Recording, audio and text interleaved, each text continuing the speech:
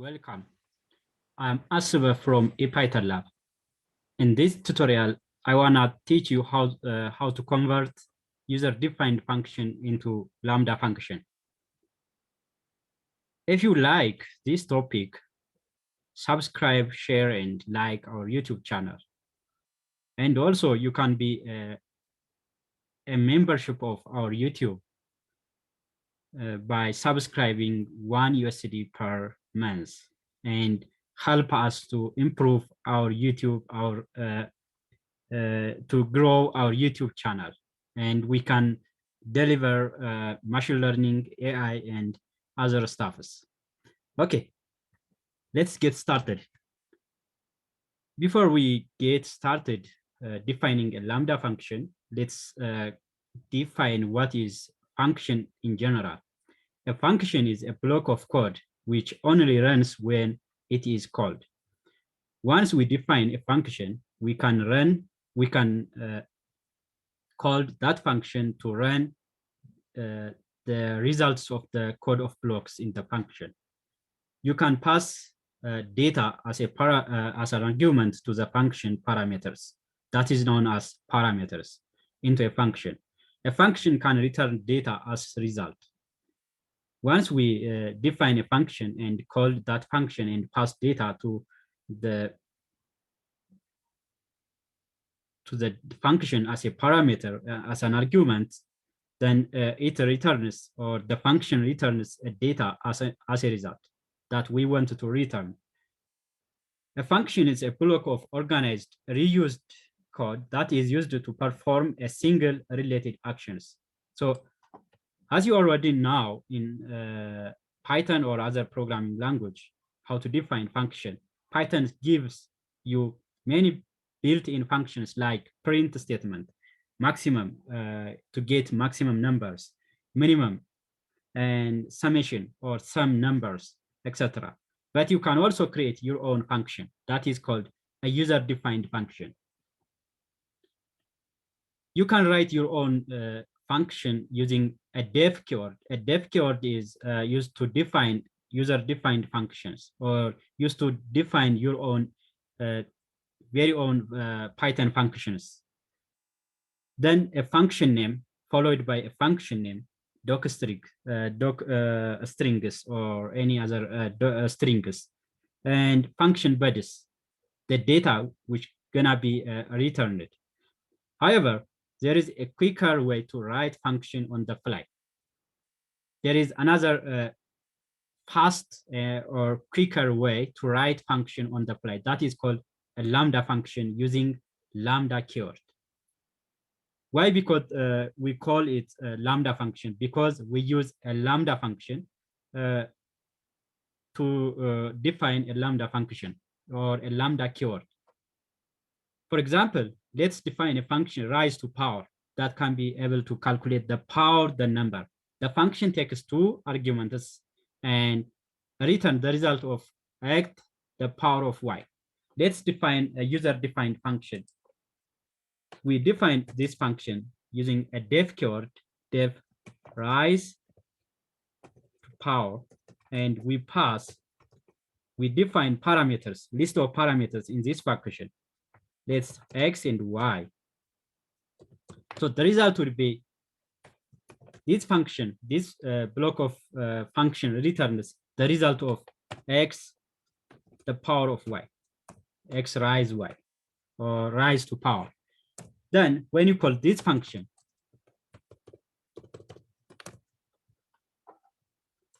call the function here. Once we define this function, then the result will be, or the data we want to return will be returned when the function is called, and the data will be passed to the function as an argument, because we have two parameters in this function, and we should have to pass two argument values to the function as an argument.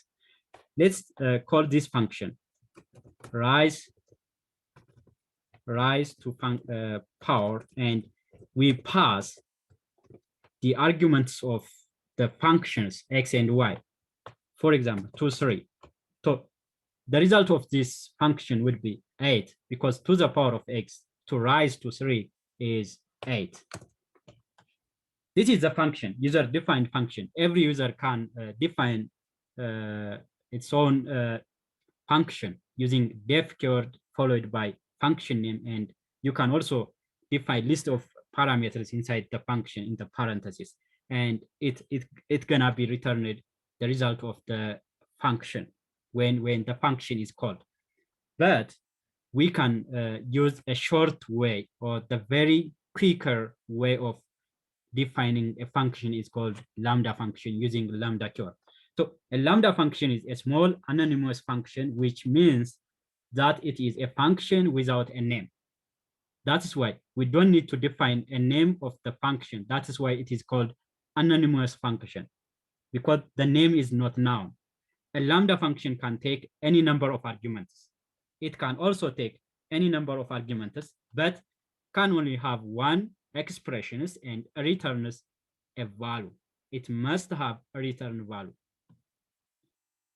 We should keep in mind that a lambda function is anonymous function because it has no known name, and a lambda function can take any number of arguments, and but can only have one expression that can be evaluated, and it must have a return value as a result. Let's create a lambda function. To define a lambda function, we just use a lambda keyword like this, lambda arguments, list of arguments. Any we can define any number of arguments here, and only one expressions here. We keep in mind lambda function have one expression and any number of arguments, and we use lambda keyword to define lambda functions. Just we finish with a single line of code. Then we separate the expression with a list of arguments by colon here. This is the function, lambda function definition, the general syntax of lambda function. Some function definitions are simple enough that they can be converted to a lambda function. By doing this, you write fewer lines of code, which is pretty awesome and will come in handy, especially when you're writing and maintaining big programs. If you are working on a big project, so this lambda function is very, very useful to maintaining big programs, right? Let's convert a rise to power function we defined in the above here. Let's convert this rise to power function to lambda functions.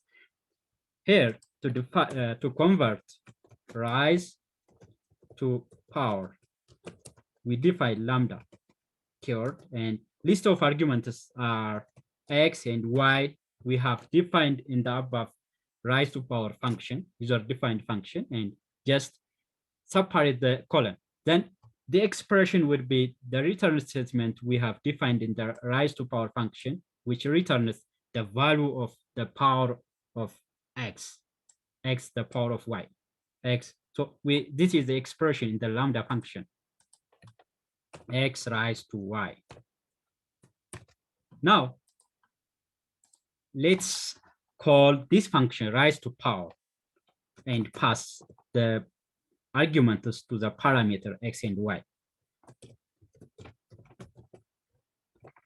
X, 2, 3. This is what 8. We finish a number of lines of code with a single line of code, This is quicker and simple way of writing or defining function using lambda.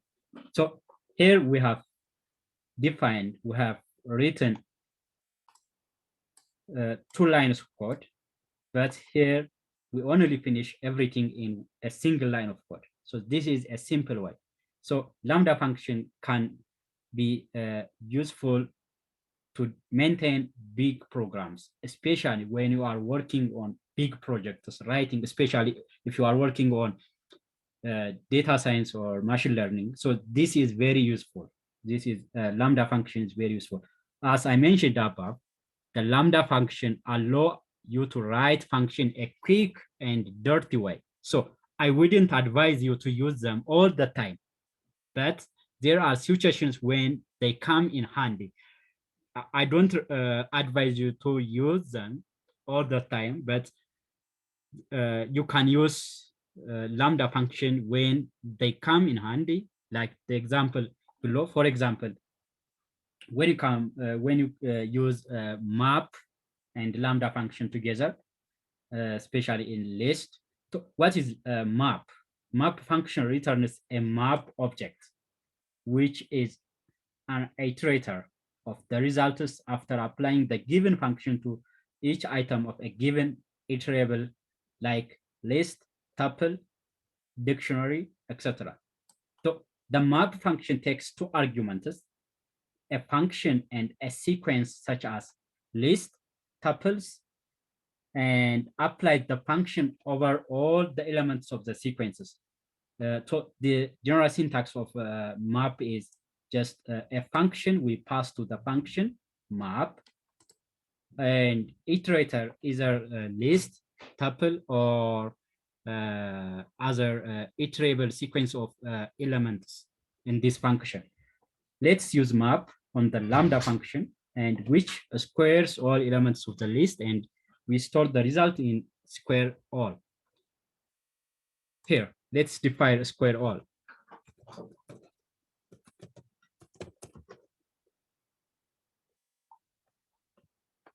I mean, let's define the nums, list of numbers, and we square all the numbers, the list of elements or sequence of elements in the list. Using this map and Lambda function, we pass the function in this map Lambda x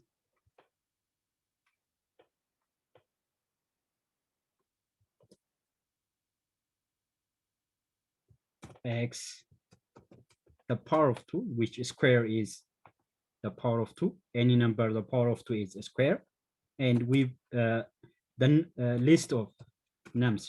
This is the iterators, and the function is a Lambda function. Here, this is the function in the map. This is the general syntax, and we pass the iterator either tuple or list. So the result would be squares of the list. Let's print. Let's print a square all. But it returns a map function here, as we defined above. A function returns a map object, which is iterator of the results after applying the given function to the each of the a given iterable, list, tuple, etc. So the map function takes two arguments, a function and a sequence such as a list, two argument, a function, which is a Lambda function, and iterator like a list, tuple, or other iterable sequences. Then we should convert this object to iterable.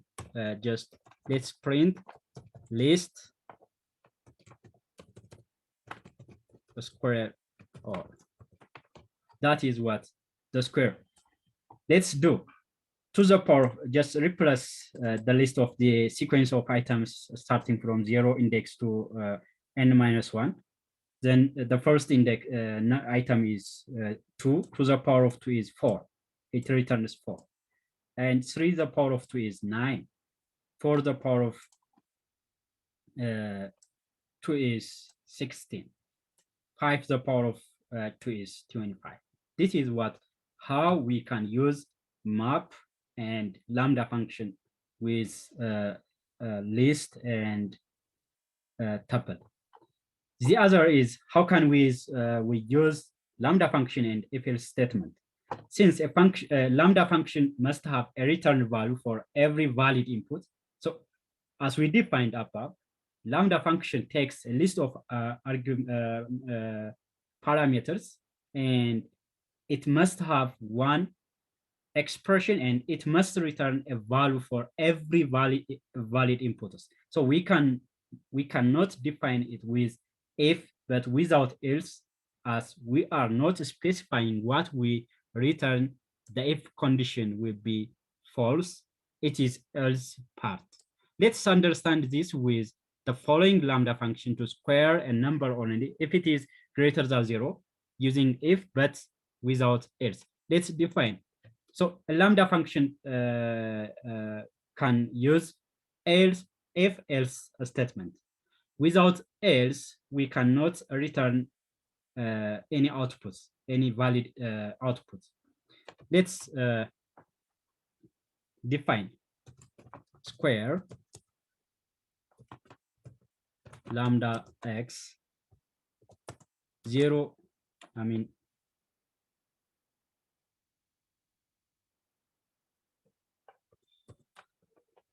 x the power of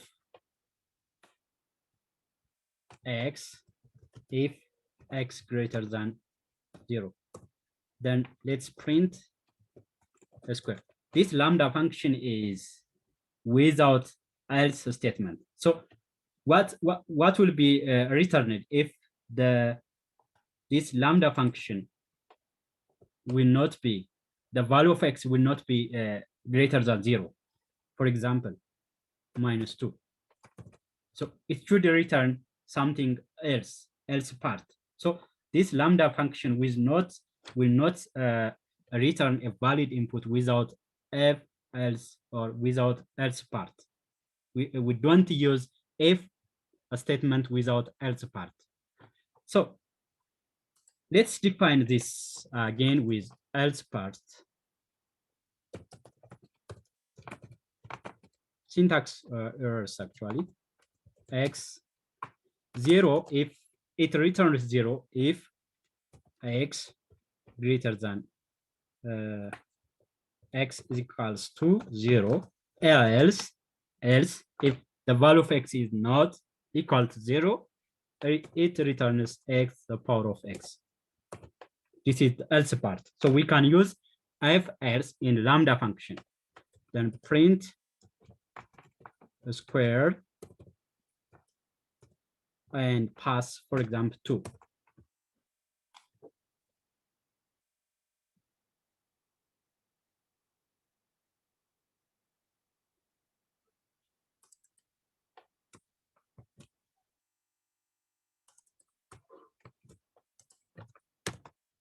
Here 4 to the power of 2 is, because 2 is not equal to 0, so it returns to the power of 2 is 4. What will be if we pass 0 as a argument? This would be 0 because the if statement is true. If the if statement is not true, it returns else parts of the lambda function.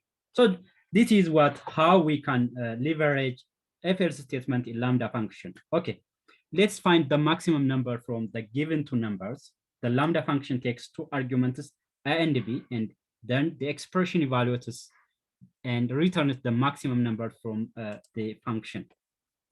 Max number lambda x, a, b, takes two arguments a and b, and the maximum number a if a greater than b, a greater than b, else what will be? Else it will be b. Let's print max number for 5. So the value of a is 4 and the value of b is 5. If 4 greater than 5, 4 greater than 5 is false, because then it returns else part. That is, the largest number is 5. If we change this 6, so the largest number, the if statement is true, it returns a. A is greater than b. This is what the Lambda function, we simply compare two numbers and return the maximum numbers from the given two numbers in Lambda function using if-else statement. So this is the simple way of converting user-defined function into a Lambda function, and we can simply use this simple way of defining function in big programs, right? I hope you enjoyed this video tutorials. If you like this video, please share, like, and subscribe to my YouTube channel, and receive latest topics about data science, machine learning, and data analysis using Python. Thanks for watching.